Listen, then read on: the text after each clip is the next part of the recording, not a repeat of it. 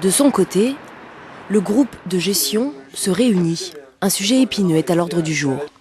Le CE a dit, voilà, c'est comme ça qu'on voit les choses. Maintenant, c'est à vous de le faire appliquer. Il faut bien comprendre que le CE, c'est le législatif, et nous, on est l'exécutif. Le CE, ou conseil d'établissement, composé d'élèves et d'enseignants, a voté la désinscription d'un élève. Mais ce dernier continue de se présenter au lycée.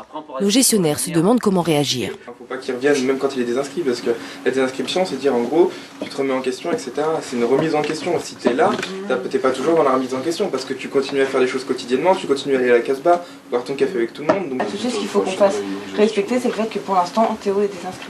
L'erreur n'est pas une catastrophe et ne met pas les gens... Quand on est élève de gestion, on a un petit peu plus de pouvoir, en particulier de faire respecter les règles. Et donc c'est pas simple pour les élèves de dire ah ben là t'as déconné, eh bien pour l'instant on suspend ton inscription, on te donne un temps de réflexion et on te demande de réfléchir et de refaire une inscription. Alors après, une décision d'un conseil d'établissement peut être contestée dans l'agora individuellement. Ouais, ils sont dégueulasses, ce qu'ils ont fait, Théo il est sympa.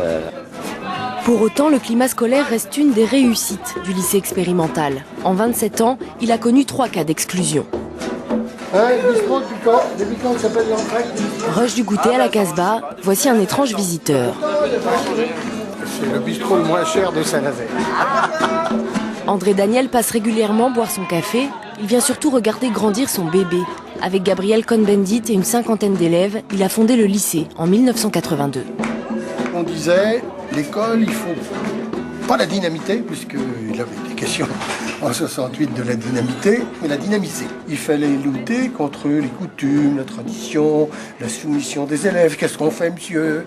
Je me souviens de cette petite élève de 6e, là.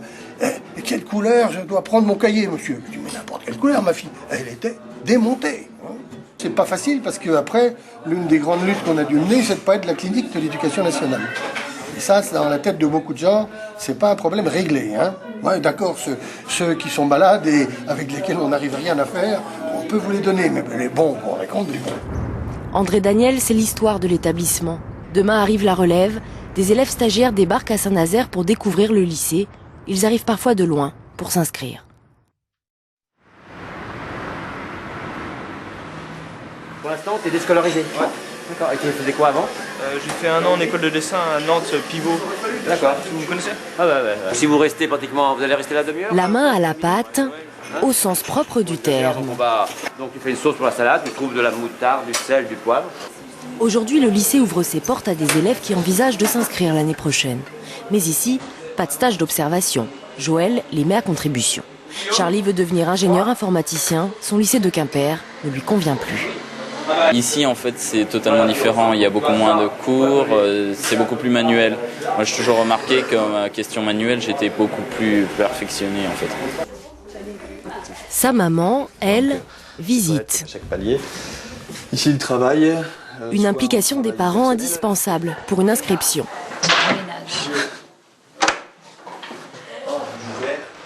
Pourquoi est-ce que vous pensez que ça peut être une bonne solution pour Charlie? Charlie est dyslexique, précoce, donc le scolaire classique ne convient pas depuis très longtemps. Et là, ils ne veulent pas le laisser passer en première, donc il faut trouver autre chose, en sachant qu'il y a de l'intelligence derrière. Donc c'est plutôt rassurant de savoir que ce type d'école existe. Ce qui est affolant, c'est de voir les échecs qu'il peut y avoir avec le classique. Donc les départements, on a dit... Reste à comprendre le fonctionnement et la pédagogie du lycée. On décide, de décloisonner, de plus être en maths, français, histoire, géo en discipline absolue. Le jeune, en fait, choisit son chemin, c'est ça. Et est-ce qu'il y a, je dirais, un recadrage ou un je sais pas trop quoi? Vous parlez du bac, j'imagine. Tout est fait pour que les choses soient vues. Il faut quand même se dire que ça peut prendre du temps. C'est difficile en fait, parce qu'il y a, surtout quand on vient de l'extérieur, c'est-à-dire qu'il y a la double autonomie à avoir de vivre seul ou en colocation et de prendre en main ou en charge son projet. Donc ça, officiellement, le lycée enregistre 36% de réussite au bac. Un chiffre que l'on estime ici peu représentatif, compte tenu du nombre d'élèves qui n'a pas l'intention de le passer. Pour l'heure, Charlie et sa mère assistent à la présentation des travaux réalisés. Un rituel tous les 15 jours en fin d'atelier. Vous êtes accusé de vol en réunion avec atteinte à l'intégrité de la personne de monsieur Auguste Thune. Mon client Boris Smirnov, ici présent, était chez lui au moment des faits. Et plus précisément dans sa chambre en train de jouer à la PlayStation. Reconstitution d'un procès pour les uns, ils ont étudié la justice et le droit. D'autres ont abordé les pensées de Pascal, l'électricité ou encore l'histoire du 19e siècle. Puis c'est au tour de nos maquettistes. Leur arrivée fait sensation. En fait, j'ai voulu faire une maison troglodyte. Donc, elle est ouvrable sur plusieurs niveaux. Donc, à l'origine, c'est une falaise. Voilà. C'est un des moments fondateurs du lycée. C'est là où tout le monde se retrouve et où chacun est prié de s'intéresser aux autres, à ce qu'ils ont fait pendant 15 jours. Est-ce qu'il y a une petite fierté collective à ces moments de présentation ? Ah, je sais pas si c'est une fierté. C'est plutôt un contentement de montrer qu'on est arrivé au bout d'un boulot. Aller au bout. Même nos danseurs de tango offrent finalement une démonstration à leurs camarades. Chacun ici semble mesurer le chemin parcouru. J'avais envie d'apprendre plein d'autres choses et j'avais envie d'avoir le goût d'apprendre. Et donc voilà, je suis venue ici. Ça a marché.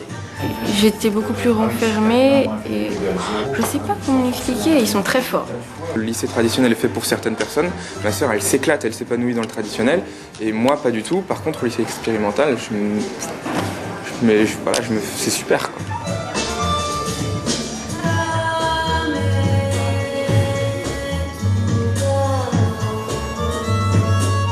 J'ai l'impression que c'est une super école de vie. Pas forcément école pour avoir le bac, mais école de les jeunes en fait apprennent à vivre. Déjà ils sont tous souriants, alors que je suppose que s'ils sont là, c'est que ça n'a pas toujours été facile. Ce qu'ils émettent en fait, dans ce qu'ils ont présenté, dans ce qu'ils ont. Je suis touchée.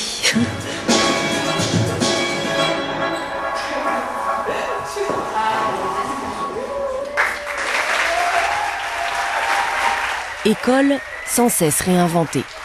Peut-être une source d'inspiration à l'heure où l'on veut réformer le lycée. Il existe 4 lycées expérimentaux en France.